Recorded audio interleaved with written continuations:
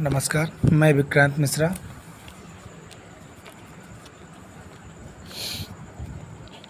आज एक नए टॉपिक के साथ चर्चा के लिए आप लोगों के सामने आया हूँ।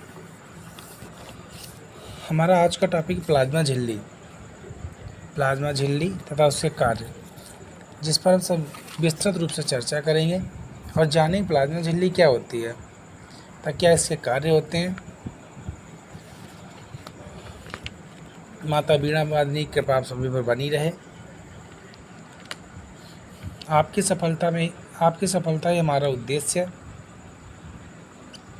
इस वीडियो को आप अधिक से अधिक लाइक शेयर और सब्सक्राइब करें, जिससे वीडियो हर व्यक्ति तक पहुंच सके और अधिक से अधिक लाभ उठाया जा सके। तो आज का हमारा टॉपिक है प्लाज्मा झिल्ली। प्लाज्मा झिल्ली से पहले हम प्लाज्मा के बारे में जानेंगे कि प्लाज्मा क्या होता है, और उसके बाद हम बात करेंगे प्लाज्मा झिल्ली पर तथा क्या उसके कार्य होते हैं।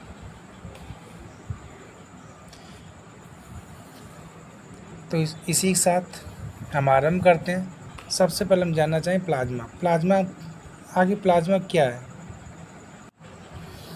पहले तो मैं यही जानना चाहेंगे प्लाज्मा क्या कहते हैं, प्लाज्मा हम किसे कहते हैं। उससे पहले हम आप सभी से कहना चाहेंगे, आप लोग एक कॉपी और पेन लेके बैठे कि जो आपको बताया जा रहा है उससे आप नोट करते रहें, जिससे आपकी नॉलेज स्थायी बनी रहे और आप बार बार इन चीज़ों को देख सकें और अधिक से अधिक नॉलेज अर्जित कर सकें। तो वीडियो स्टार्ट करने से पहले आप लोग यही कहेंगे, एक कॉपी पेन लेके रखें और जो बताया जा रहा है उसे नोट करते चलें। प्लाज्मा रक्त में पीले रंग का एक तरल घटक होता है, जिसमें पूर्व रक्त की रक्त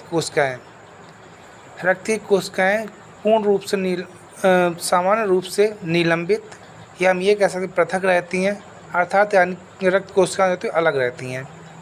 ये कुल रक्त की मात्रा की लगभग 55% होती हैं।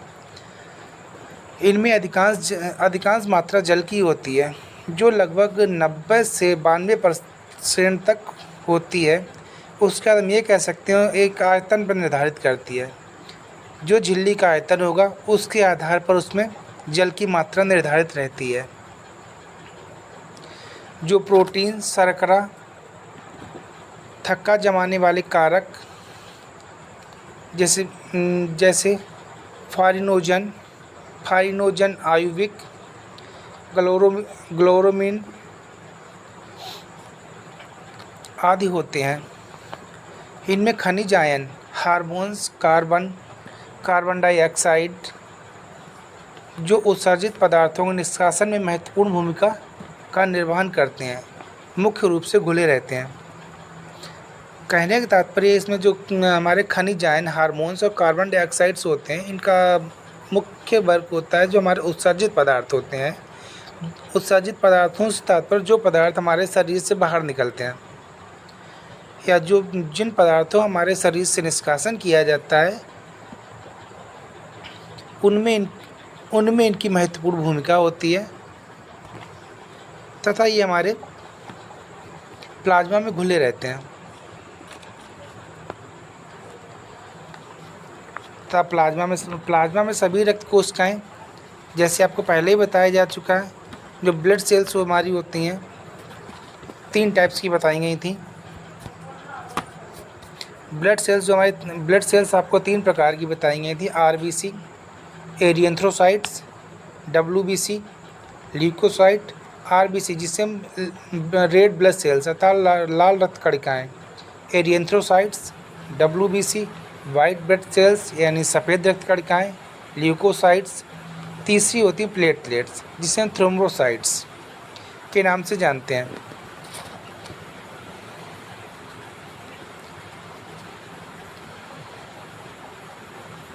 प्लाज्मा में स्वास्थ्य और जीवन को बनाए रखने वाले संपूर्ण अवयव, तो या हम ये कहें आवश्यक पदार्थ जो हमारे जो होते हैं वो उनका विलय होता है, जैसे अमीनो एसिड हुआ, विटामिन्स हुआ, कार्बनिक अम्ल, रक्तरंजक एवं एंजाइम्स आदि पदार्थ हमारे प्लाज्मा में होते हैं।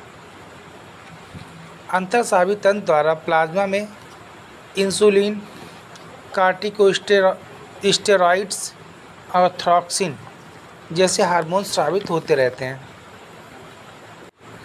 ये आपको जो संक्षिप्त परिचय दिया गया था वो प्लाज्मा को बताया गया था। अब जो हमारा मेन टॉपिक है प्लाज्मा झिल्ली, उस पर हम चर्चा करेंगे।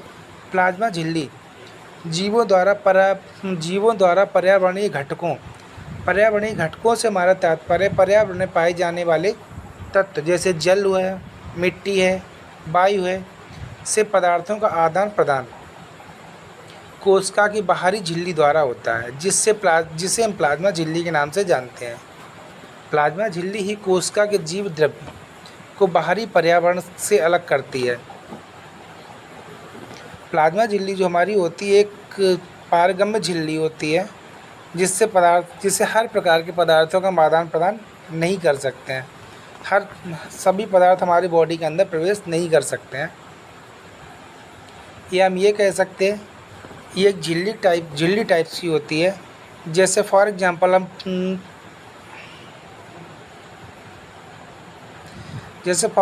ले सकते हैं कि चाय बनाते वक्त चाय में हम बहुत सी सामग्रियाँ डालते हैं, लेकिन जब चाय बनके तैयार होती है उसे हम छानते हैं। छानते वक्त हम जिस छलनी का यूज़ करते हैं तो छलनी से सिर्फ चाय नीचे आती, लेकिन उसका जो बाकी जो चीज़ें होती हैं वो छन्नी में रुक जाती हैं, जिसके ज़रिए हमारी चाय में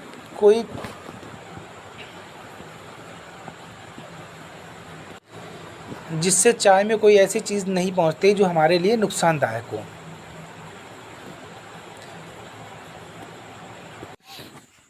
जैसा कि आपको बताया गया था कि कोशिका झिल्ली जो हमारी होती है पर्यावरणीय घटकों को शरीर के अंदर जाने से रोकती है।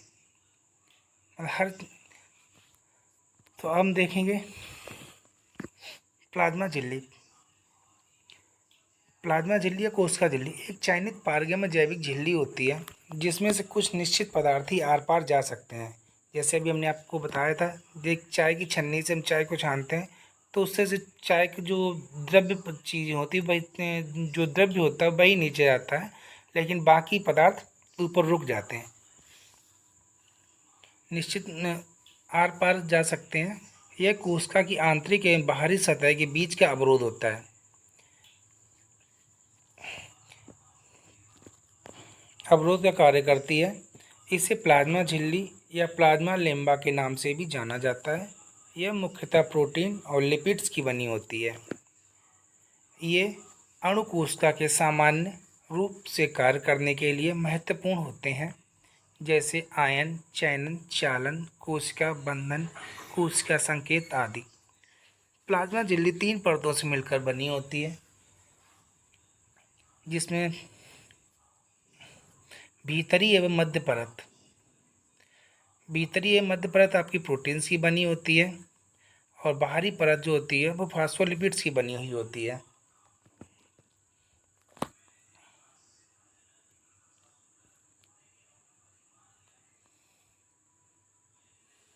हम जानेंगे प्लाज्मा झिल्ली के गुण। ये कोशिकाओं के बाहरी वातावरण से सुरक्षा प्रदान करती है। यह 2 कोशिकाओं के बीच कोशिकीय परिवहन के लिए उत्तरदायी है। इसमें पारगम्यग्राही होता है जो संकेत पारक्रमण में सहायता करता है तथा चयनित ग्राही प्रदान करता है। यह एक कोशिका को पहचानने में सहायता करती है। इस पर बाहरी वातावरण में उपस्थित कोशिका पंजर के घटकों के लिए स्थान उपस्थित होते हैं। यह कोशिका को छोटे छोटे भागों में बांटती है, जिससे विभिन्न संरचना के कार्य हो सकें। यह एंजाइमों के जुड़ने व उत्प्रेरण क्रिया के लिए विशिष्ट स्थान उपलब्ध कराती है। विशेष बिंदुओं की सहायता से यह अन्य कोशिकांगों की कला के साथ जुड़ जाती है। यह कोशिका कला से कुछ विशेष अणुओं के आवागमन को नियंत्रित करती है। उदाहरण अंतराल बंधन। यह कोशिकांगों की गतिशीलता को सक्षम बनाता है।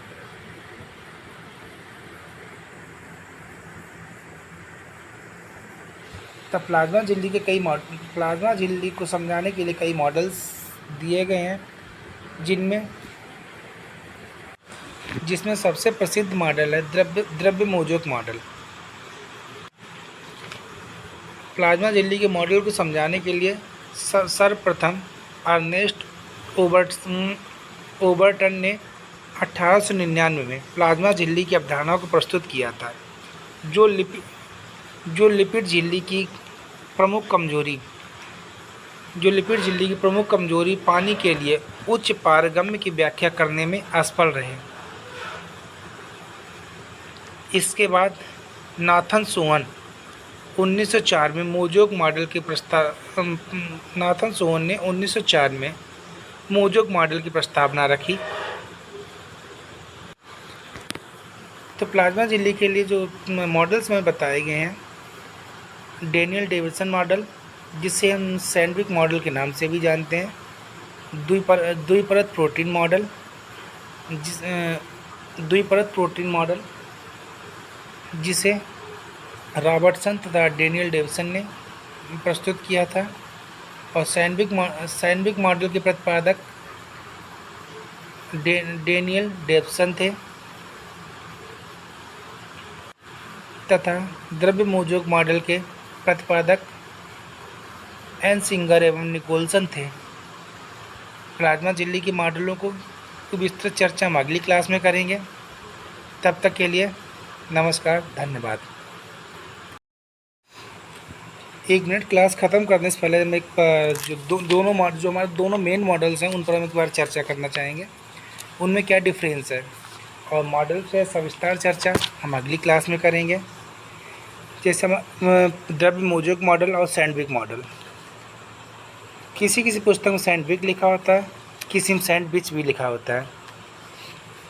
तो यहाँ पे मैं सैंडविक और सैंडविच के बीच कन्फ्यूजन क्रिएट नहीं करना है।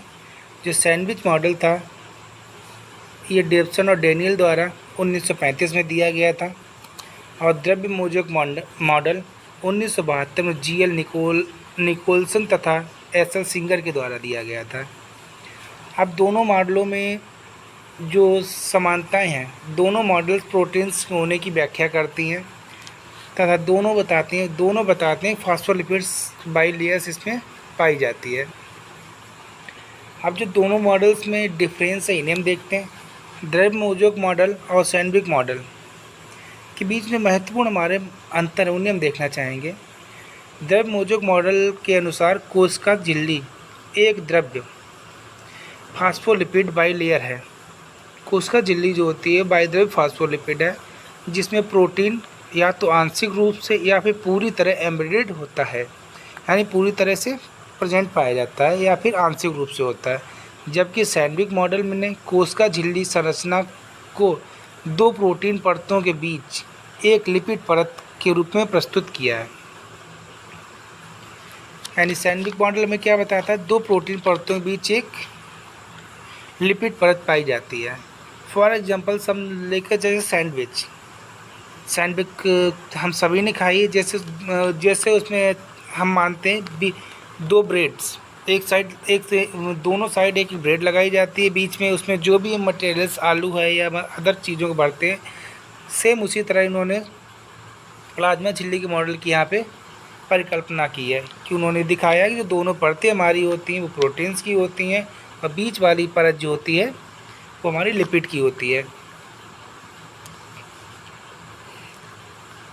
ऐसे कई मॉडल बने हैं जिन्होंने प्लाज्मा झिल्ली की संरचना को समझाने के पूर्ण व्याख्या की है, परंतु जो हमारे मेन मॉडल्स हैं, जो सबसे प्रसिद्ध है, मतलब अधिकांशतः ये प्लाज्मा झिल्ली की संरचना को विस्तृत रूप से वर्णित कर सके और पूर्ण रूप में समझा सकें, वो 2 ही मॉडल आते हैं, एक सैंडविक मॉडल और दूसरा द्रव्य मोज़ेक मॉडल।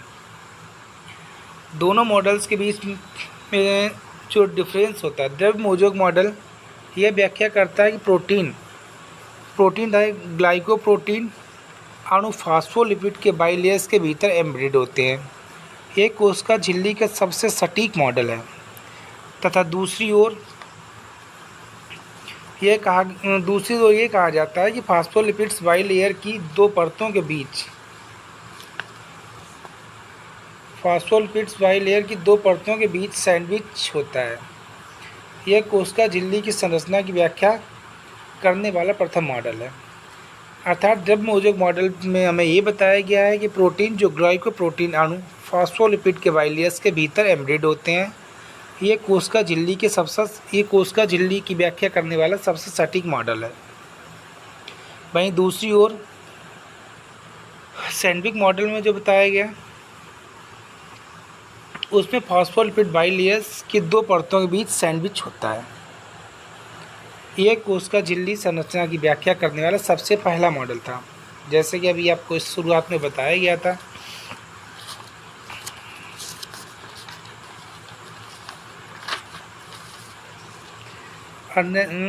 अर्नेस्ट ओबर्टन ने 1899 में प्लाज्मा झिल्ली की अवधारणा प्रस्तुत की थी। लेकिन जो प्लाज्मा झिल्ली से रिलेटेड फर्स्ट मॉडल हमारा आया था वो आया था सैंडविच मॉडल।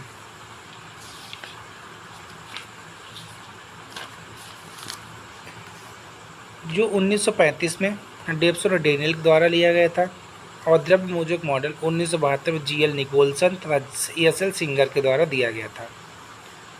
और जो सैंडविच मॉडल का संशोधित रूप है द्विपरत मॉडल, उसे रॉबर्टसन और डेनियल एवं डेप्सन एंड डेनियल ने प्रस्तावित किया था। जैसे कोशिका की खोज रॉबर्ट हुक ने की थी।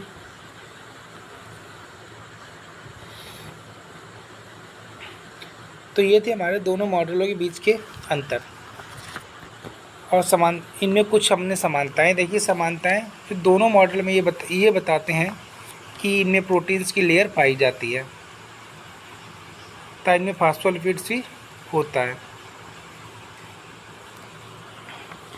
इस प्रकार हमने दोनों मॉडल्स के बीच के अंतरों को देखा और समझा तथा प्लाज्मा झिल्ली, प्लाज्मा, उनके कार्य के बारे में चर्चा की। अब नेक्स्ट क्लास में हम अपने मॉडल्स की विस्तृत रूप से चर्चा करेंगे तथा उनकी संरचना और उनके कार्य, वो कैसे कार्य करते हैं, किस प्रकार उन्होंने इसकी अवधारणा रखी और कैसे बताया गया है, इसकी चर्चा करेंगे। फिर हम मिलते हैं नेक्स्ट अगली क्लास में। तब तक के लिए नमस्कार।